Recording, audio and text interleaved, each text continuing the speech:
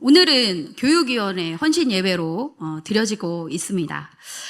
제가 이 교육위원회 헌신 예배를 준비하면서 어떤 얘기를 나누면 좋을까 이런 생각을 했는데 사실은 제가 지난번에 우리 온세대 예배 때 설교를 4장이나 썼습니다.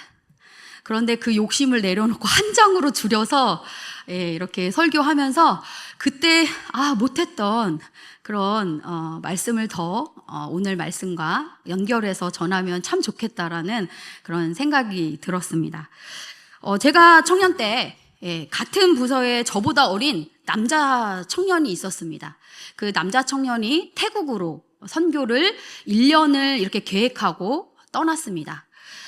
그래서 이제 교회 형 누나들이 함께 축복 기도 해주고 또 후원도 하고 이렇게 해서 태국으로 보냈습니다. 그런데 일주일도 되지 않아서 소식이 들려왔습니다. 그 청년이 그곳에서 오토바이로 이동을 하다가 교통사고가 나서 그 자리에서 죽었습니다. 이 소식을 듣는데 같이 이렇게 신앙생활한 눈앞에서 함께 먹고 예배하던 그 청년의 그런 죽음의 소식을 들었을 때 온 교회가 다 같이 울었습니다. 그런데 저는 이게 이해가 되지 않는 거예요. 하나님, 제가 이렇게 기도했어요. 하나님께. 하나님, 그 청년이 복음을 전하러 갔잖아요. 하나님, 그 청년이 선교하러 갔잖아요. 그런데 왜 그 청년한테 이런 일이 일어났습니까? 라고 기도했습니다. 사실은 한동안 이 질문이 해결되지 않았었습니다. 그냥 헛된 죽음이라고만 생각했습니다. 그러다가 몇 년이 흘러서 하나님께서 저에게 토마스 선교사님에 대해서 알게 해 주셨습니다. 토마스 선교사는 굉장히 선교의 열정을 가지고 있는 선교사였습니다. 그래서 조선으로 오는 제너럴 셔먼호를 타고 대동강 입구에 도착합니다. 근데 이 제너럴 셔먼호는 상선이에요. 상선. 상업을 목적으로 하는 배인데도 불구하고 굉장히 현대식의 그런 무기로 무장되어 있었던 배였습니다. 그런데 이런 배가 와서 조선에게 무역하자고 손을 내미니까 굉장히 위협적으로 느껴졌겠죠. 그래서 조선에서 그 무역을 거절하게 됩니다. 그래서 결국에는 이제 무역 충돌이 일어나게 됩니다. 그래서 결국 이 말도 안 되게 제네럴 쇼모노가 그 물이 빠진 그 강바닥에 자초되어서 그 배에 타고 있던 많은 사람들이 조선의 병사에 의해서 죽게 되고 또 이 배에 타고 있던 이 토마스 선교사는 막 죽을 힘을 다해서 배에서 뛰어내려서 성경을 끌어안고 조선 땅을 밟습니다. 이렇게 조선 땅을 밟고 병사 박충건이라는 사람에게 이 성경을 이렇게 전하려고 하는데 그 병사의 손에 그 자리에서 조선에 발을 내리자마자 순교를 당했습니다. 그의 나이가 27살이었습니다. 그의 죽음은 그러나 결코 헛되지 않았습니다. 박충건은 그 성경을 주어서 그 성경을 정독하다가 예수님을 믿게 되었습니다. 또 그 성경 몇 권 중에 하나를 얻은 박영식이라는 사람은 성경이 종이가 상당히 좋습니다. 그죠? 이 종이가 너무 좋으니까 어떻게 했을까요? 이거를 집에 벽지로 사용을 합니다. 그래서 흙벽에다가 이 성경을 막 이렇게 붙인 거예요. 그러면서 오가면서 계속 성경을 보게 된 거죠. 누워서도 성경을 보게 된 거죠. 그러다가 예수님을 믿고 구원받게 되었습니다. 그리고 나서 이 박영식의 집터가 평양 최초교회 널다리골 예배당이 되었습니다. 저는 이 토마스 선교사의 일화를 통해서 하나님의 뜻을 다 알 수는 없지만 네팔 땅에 뿌려진 그 청년의 피가 결코 헛되지 않았다는 것과 또 하나님께서 그와 함께 하셨음을 깨달았습니다. 더 이상 죽음은 끝이 아니고 믿는 자에게는 죽음을 이기는 부활 소망이 된다는 것을 깨닫게 된 것입니다. 아멘이십니까? 아멘.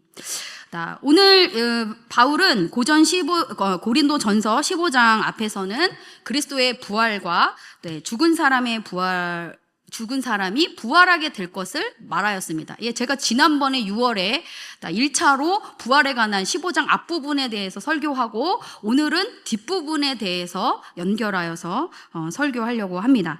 그래서 이 뒷부분에는 죽은 사람이 어떤 몸으로 부활하게 될 것인지를 말하고 있습니다. 우리 35절, 36절 말씀을 함께 읽겠습니다. 누가 묻기를 죽은 자들이 어떻게 다시 살아나며 어떠한 몸으로 오느냐 하리니 어리석은 자여 내가 뿌리는 씨가 죽지 않으면 살아나지 못하겠고. 네. 죽은 자들이 어떻게 다시 살아나고 어떤 몸으로 오는지 묻는 사람이 있을 것입니다. 이 말씀은 무슨 의미냐면 부활에 대해 의심을 갖는 사람들이 있을 것이라는 말이 됩니다. 사도 바울은 부활을 씨를 뿌리는 것에 비유합니다. 땅에 심은 씨앗은 본래의 모습과 다른 형태로 자라납니다. 땅에 뿌리는 것은 장래의 형체를 뿌리는 것이 아니라 다만 곡식의 알맹이를 뿌리는 것입니다. 땅에 뿌리는 것은 이렇게 다른 모양으로 다시 살아나는 거예요.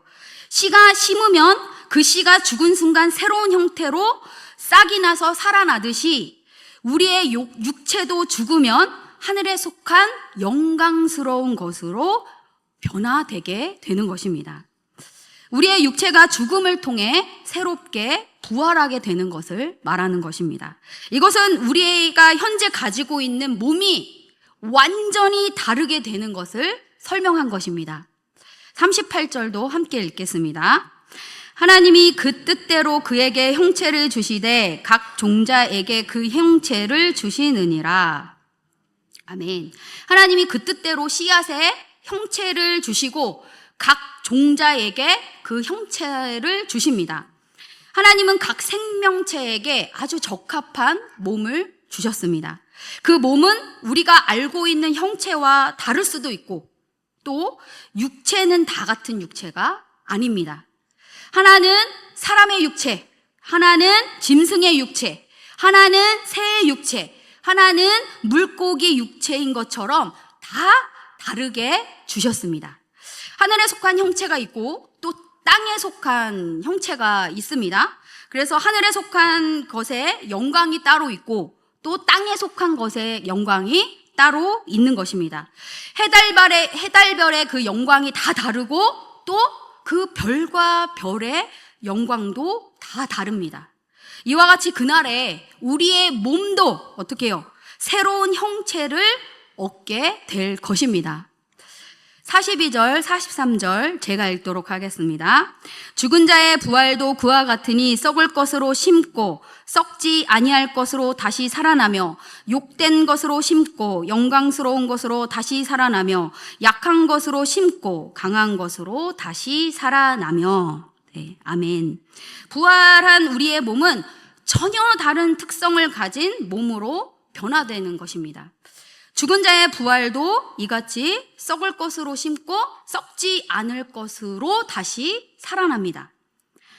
또 우리의 욕된 것으로 심고 영광스러운 것으로 다시 살아납니다. 부활의 몸은 더 이상 썩지 않고 또 영광스러운 몸이 되어서 죄와 죽음의 권세에서 벗어나게 됩니다. 더 이상 병들지 않고 늙지 않고 죄의 지배를 받지 않게 된다는 것입니다.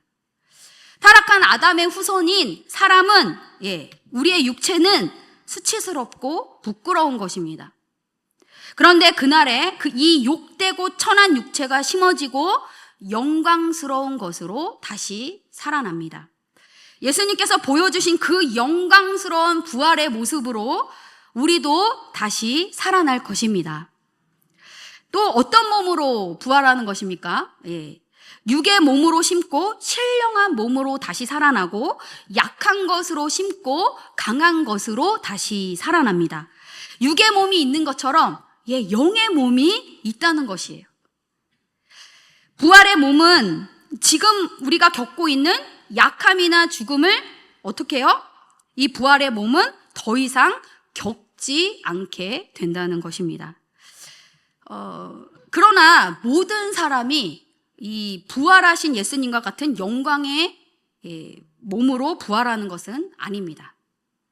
예수님을 믿고 하나님 자녀가 된 자들만이 주께서 주시는 영광을 입을 수 있는 것입니다. 바울은 이것을 아담과 예수님과의 비교를 통해서 설명하고 있습니다. 우리 45절, 46절 함께 읽겠습니다.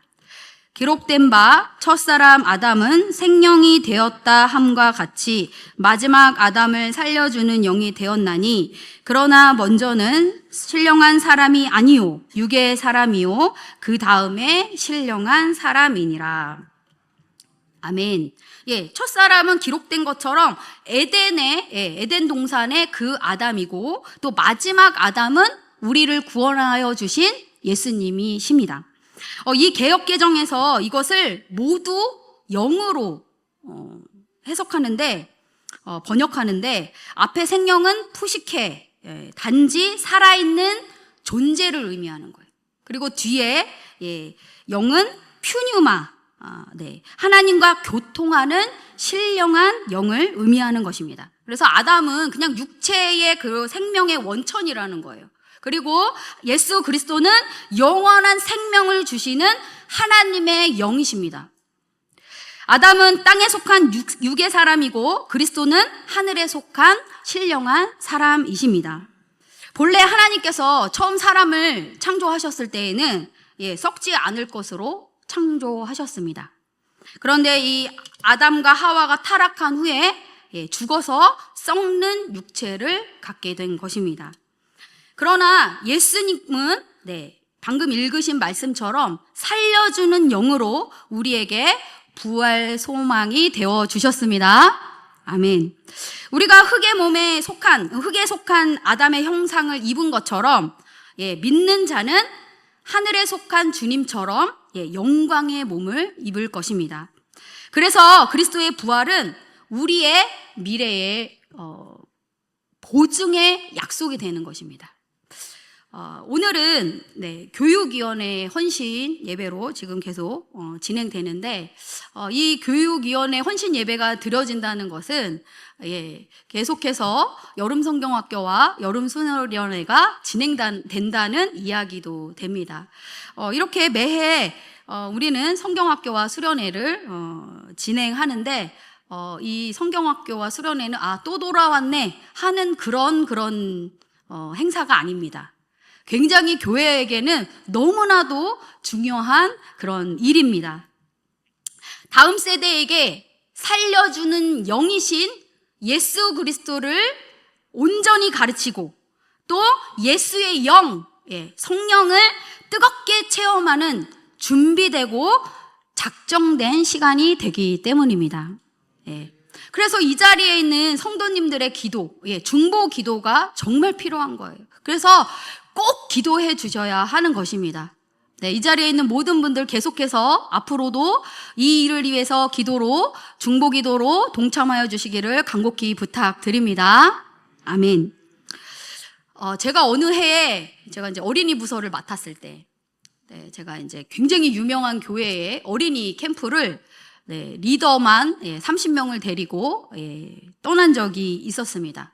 이게 굉장히 유명한 교회여서 어린이 사역으로 굉장히 기대를 하고 갔습니다. 그랬는데 웬걸 막 장소도 숙소도 굉장히 힘들고 어렵고 또 프로그램도 제가 어렸을 때의 교회에서는 하는 것 같은 그런 프로그램을 막 아이들하고 하는 거예요.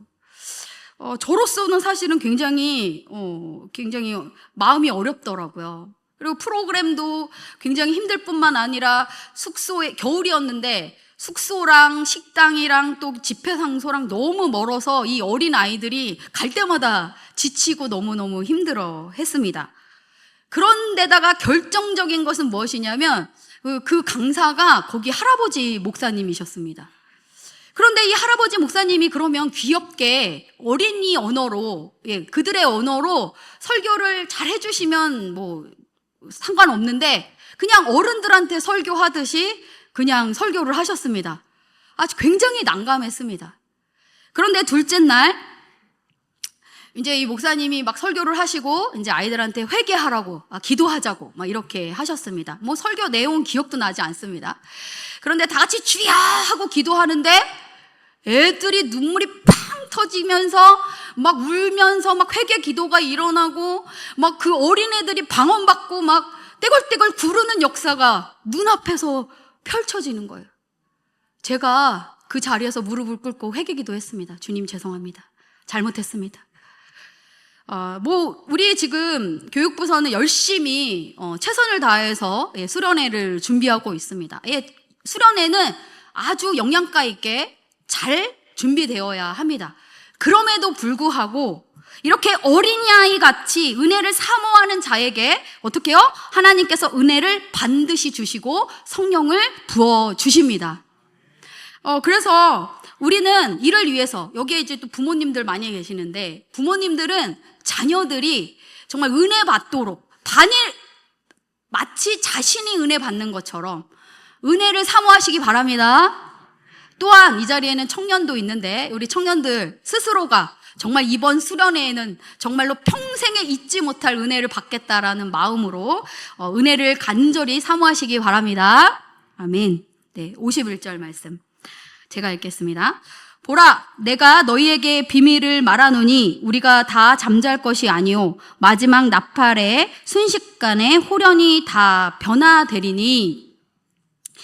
우리가 다 잠잘 것이 아니요. 그래서 여기서 잠은 죽음을 말하는 것이에요. 그러니까 우리가 다 죽어야 예수님이 오시는 게 아니에요. 살아있을 때에도 예수님이 오실 수 있다라는 거죠. 그리고 예수님이 오실 때에 살아있는 사람들도 있다는 것입니다.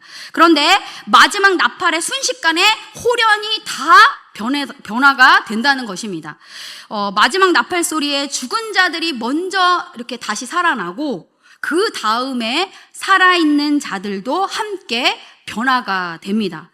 재림 때 반드시 썩지 않을 것을 입고 죽지 아니함을 입을 것입니다. 예수님께서 다시 오실 때는 사망을 삼키고 죽음을 이기리라고 한 기록의 말씀이 반드시 이루어질 것입니다. 이사야 25장 8절 말씀을 함께 읽겠습니다. 사망을 영원히 멸하실 것이라. 주 여호와께서 모든 얼굴에서 눈물을 씻기시며 자기 백성의 수치를 온 천하에 제하시리라. 여호와께서 이같이 말씀하셨느니라. 네, 아멘. 네, 지금 방금 이사야서의 말씀을 읽으신 것처럼 이 사망을 삼키고 이기리라, 이 말씀은 이 바울이 이사야서의 말씀, 이 예언된 말씀을 인용한 것입니다. 예수님이 500여 명이 성도들이 보는 앞에서 하늘로 승천하셨습니다. 그 하늘로 승천하신 그 모습 그대로 다시 오실 것이라고 약속하셨습니다. 이때 부활한 모든 자가 함께 어떻게 해요? 공중으로 끌려 올려져 가서 예수님을 만나게 되고 이후로는 부활을 입은 자들이 항상 주와 함께 있게 될 것입니다. 예수님을 믿는 우리는 어떻게 한다는 거예요? 죽음을 이기고 하나님의 나라에 임하여 영생을 누리게 됩니다. 55절, 56절. 사망아, 너의 승리가 어디에 있느냐? 사망아, 내가 쏘는 것이 어디 있느냐? 사망이 쏘는 것은 죄요, 죄의 권능은 율법이라. 아멘. 이제 지금 말씀을 이렇게 읽으면 이게 무슨 내용인지 잘 이해하기 어려운 좀 말씀입니다. 사망이 쏘는 것은 죄라는 것입니다.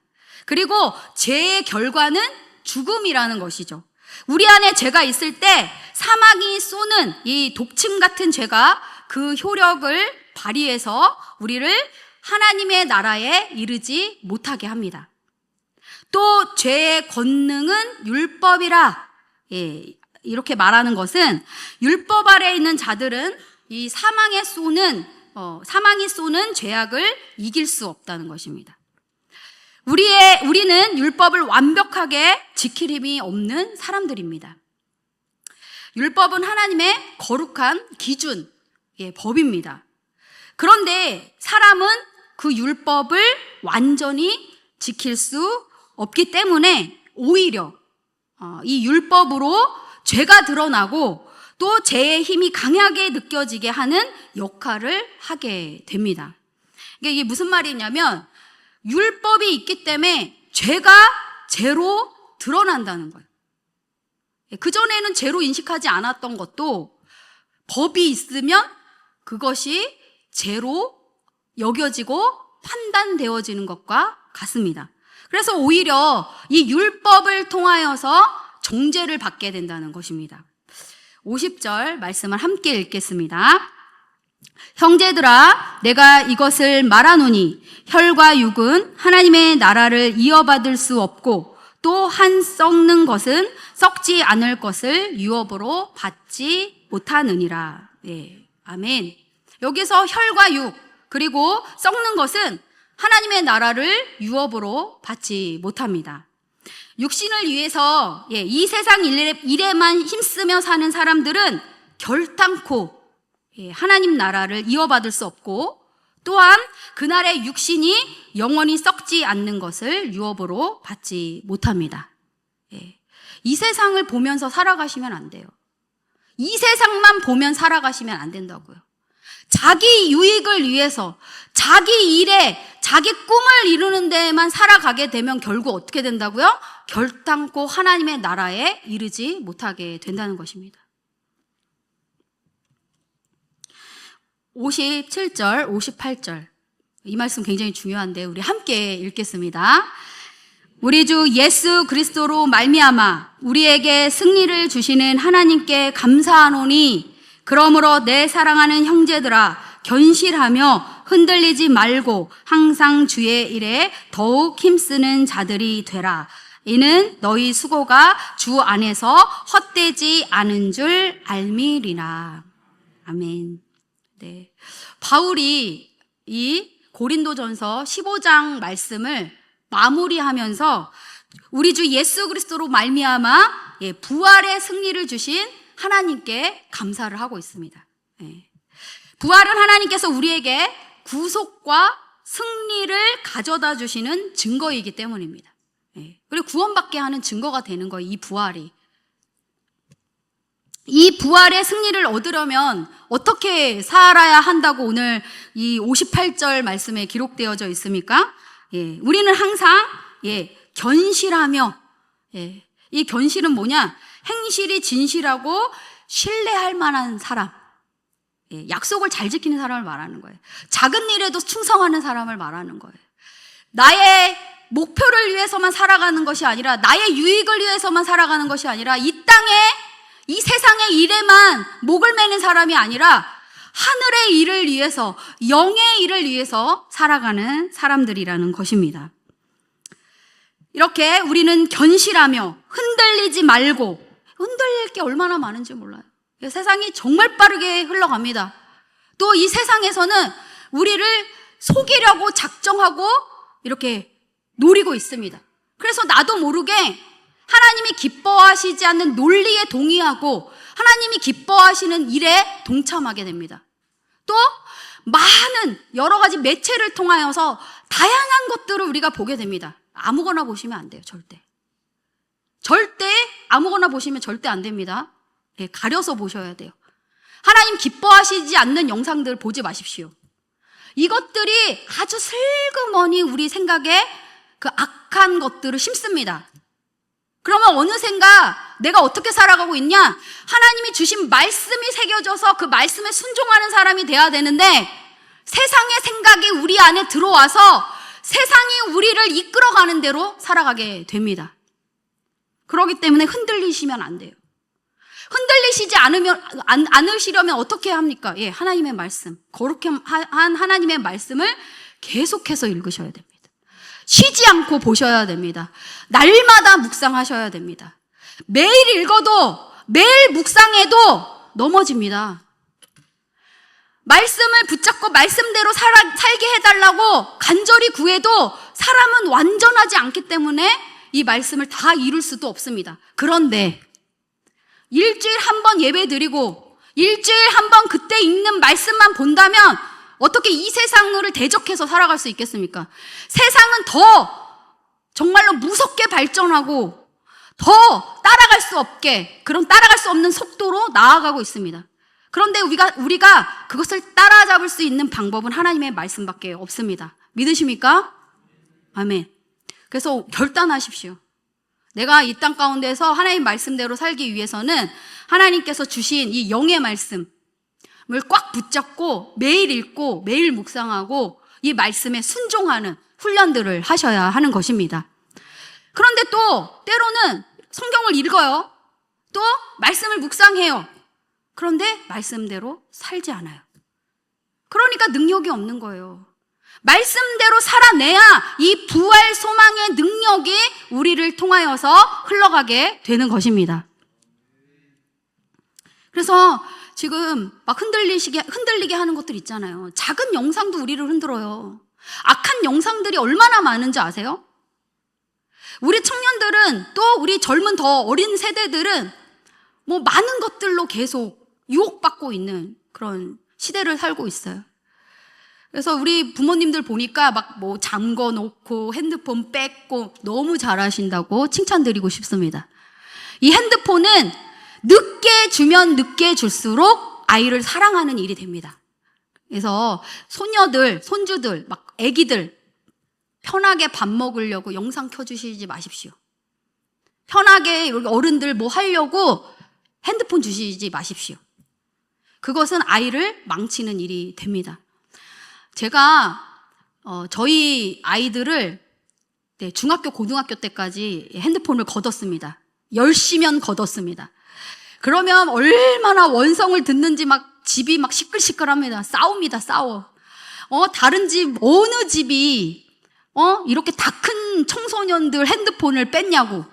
아무도 없다고 막 이렇게 얘기합니다. 그러면 제가 뭐라고, 우리 집 있다고, 우리 집 있다고 이렇게 하면서 핸드폰을 뺏고 싸우고 했습니다. 그런데 어느 정도 되니까 더 이상은 뺏을 수 없더라고요. 네. 이렇게 우리를 흔들 만한 그런 요소들이 굉장히 많습니다. 그리고 어떻게 살아가야 됩니까? 항상 주의 일에 더욱 힘쓰는 자들이 되어야 합니다. 하나님께서 우리에게 맡기신 일들이 있어요. 이 자리에는 특별히 교사들이 계십니다. 교회학교 선생님들이 계십니다. 이 교회학교 선생님을 하시기 위해서는 말씀을 죽어라 읽으셔야 됩니다. 말씀을 정말 잘 하셔야 됩니다. 왜 그렇습니까? 아이들한테 잘못된 거 가르칠 수 있기 때문입니다. 그래서 정말로 이 자리에서 지금 굉장히 교사로서 헌신하고 계시는데 제일 먼저 헌신해야 될 것은 무엇이냐? 말씀과 기도에 헌신하시기 바랍니다. 그래야 우리 아이들 영이 살아납니다.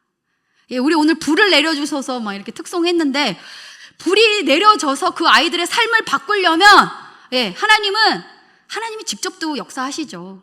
그렇지만 하나님께서는 우리를 만드셔서 뭐라고 말씀하시냐면 나는 너희와 동역하기를 원한다 이렇게 말씀하세요. 사람을 통해서 역사하시는 거예요. 그래서 사람이 너무 중요합니다. 그래서 우리 선생님들이, 교회학교 선생님들이 정말 중요한 분이십니다. 이제 자부심을 갖고 그에 걸맞는 그리스도인으로 정말 헌신하는 우리 교회학교 선생님들 되시기를 주님의 이름으로 축복합니다. 아멘. 그래서 이렇게 살아가면 우리의 수고가 주 안에서 헛되지 않고 반드시 주 안에서 모든 일에 좋은 결실을 맺게 해 주실 것입니다. 교육위원회에 속한 모든 사역자들 그리고 교사들, 위원회들이 견실하며 흔들리지 않고 주의 일에 더욱 힘쓰면 이번 여름 사역을 통하여서 하나님께서 어디에서도 보지 못한 귀한 열매를 맺게 해 주실 것입니다. 아멘. 이러한 수고가 주 안에서 헛되지 않기를 위해서 이 자리에 있는 모든 성도님들 계속 기도해 주시기 바랍니다. 아멘. 말씀을 마무리하겠습니다. 고린도전서 15장은 부활의 신비와 그 중요성을 깊이 묵상하게 하는 말씀입니다. 부활은 단지 죽음 이후의 사건이 아니라 현재를 살아가는 우리의 삶과 믿음에 지대한 영향을 미칩니다.